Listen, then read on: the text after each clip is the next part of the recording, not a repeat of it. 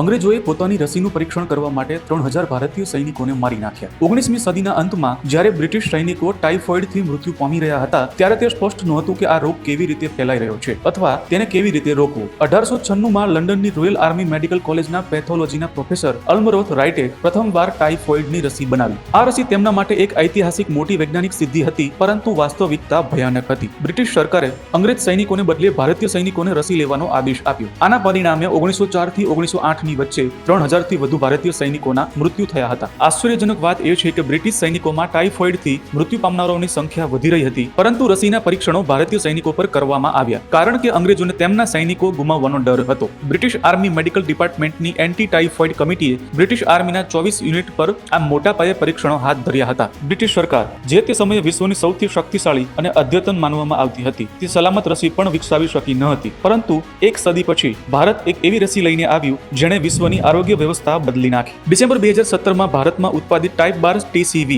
વિશ્વની પ્રથમ WHO pre qualified typhoid conjugate vaccine બની. WHO, યુનિસેફ અને વિશ્વભરના અન્ય જાહેર આરોગ્ય સંસ્થાઓ દ્વારા વૈશ્વિક સ્તરે ખરીદવાની મંજૂરી પણ મળી હતી. અંગ્રેજોએ ભારતીય સૈનિકો પર રસીનું પરીક્ષણ કર્યું કારણ કે તેમના મતે ભારતીયોના જીવનની કોઈ કિંમત નહોતી. પરંતુ આજે પરિસ્થિતિ બદલાઈ ગઈ છે. આજે દુનિયા એ જ ભારતીય રસી પર વિશ્વાસ કરે છે જેણે કોવિડ યુગ દરમિયાન કરોડો લોકોના જીવ બચાવ્યા હતા.